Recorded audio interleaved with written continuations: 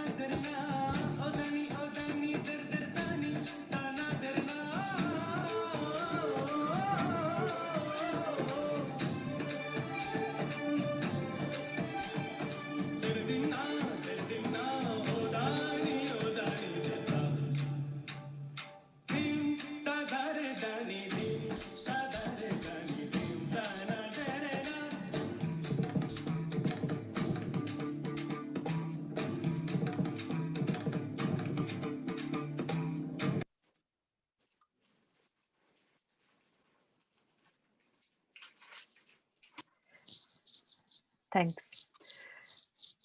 So my background is I am the, as Sheena said, chaplain at University of Surrey and Epsom College.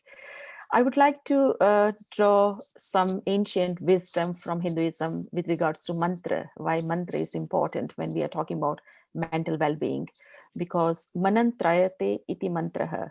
If I give you example, one of the Upanishads or old Vedic mantra as an example, which is still recited in meditation tradition and also with the pranayam yoga, breath yoga.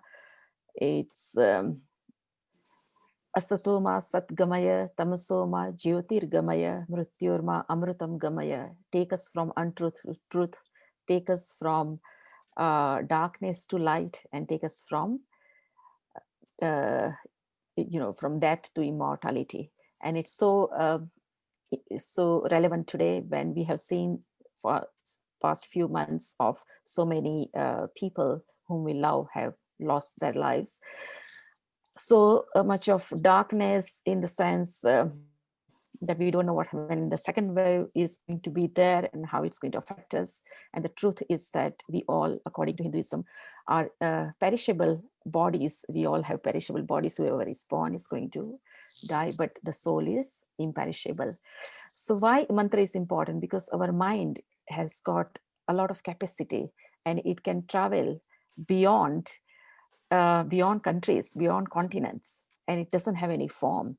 So for body to get in fit, we do physical exercise, we go for walking, we do yoga, we do all sorts of things, to get our body fit. But for mind, what we need to do is the opposite. That's what is written in Upanishads. We don't need to do anything. And that's how we make our mind stronger. And the repetition of mantra is liberating to mind. It's what is said in the yogic tradition. The idea is to use sound to focus your mind on something bigger than yourself. The vibrations created from the sound we make when reciting a mantra allow us to center our energy in one place, away from the many uncontrollable stresses of life, so that we can better align ourselves and focus. Furthermore, as said Swami Swahananda, the concept of mantra is based on the psychological fact that much of our thinking depends on auditory symbols. So repetition of the mantra creates a chain of thought, which induces the mind with a thought of God or the universal consciousness. And this is the aim of all spiritual practices in Hinduism. Furthermore, mantra means a sound, a certain utterance or a syllable. Today, modern science sees the whole existence as a reverberation of energy, different levels of vibrations. Where there is a vibration, there is bound to be a sound. So that means the whole existence is a kind of sound or a complex amalgamation of sounds. The whole existence is an amalgamation of multiple mantras. Of this, a few mantras or a few sounds have been identified, which could be like keys. If you use them in a certain way, they become a key to open up different dimension of life and experience within you. We as humans tend to be quite ego-driven. It is this aspect of our mind that is focused on material world and where we are placed within it. And we always are living either in the, most of the time are living either in the present or the past. Present or the future, not past or the future, not in the present. Because if you look at a child, then a child is always living in present moment. If a child has cried a few minutes ago and the tears are still on his or her face, and the next moment, if something funny happens, it bursts into laughter. Why? Because child lives in present moment. But we are always dragged by what we want to do in future and what happened in the past, and that's what affects mental health as well. So we as humans, not just ego, but our tendency of not focusing on present also affects us. So it can be said that a mantra is only as useful as the extent of which it makes your heart open up to God, to the Almighty. So if a mantra opens your mind to new possibilities and to bringing real change in yourself, then it is working. If the mantra makes you surrender your ego and learn why things are happening in a particular way, it is working. So by chanting a mantra, we focus our energy and realign our mind. And being so that we can better internalize the world and God within. So first I would like to start with Om. Om is a primordial sound. It is the echo that reverberates across the universe, from each atom to all living organisms and elements. There are three integral parts of Om: A, U, Am. So as said in Mandakya Upanishad, which belongs to Atharva Veda and third Veda and contains 12 verses, Om is the ultimate syllable. It represents all the elements and threefold time, namely the past, the present, and the future, and beyond time. And there is a vast significance to the syllable of Om, which I will talk about perhaps in some other future sessions, but today we have less time. So I would like to end this session. I think I have taken enough time for today with another mantra, which is to do with Lord Ganesha. Vakratunda Mahakaya Koti Surya Samaprabha Nirvignam Kurume Deva Sarvakarishu Sarvada. To take away all our obstacles of this coronavirus. And at the university as well, during the last few months, we had Faith Studio on university students union platform, and I produced a couple of programs with experts from mental health field, including psychiatrists from USA and experts within the university as well.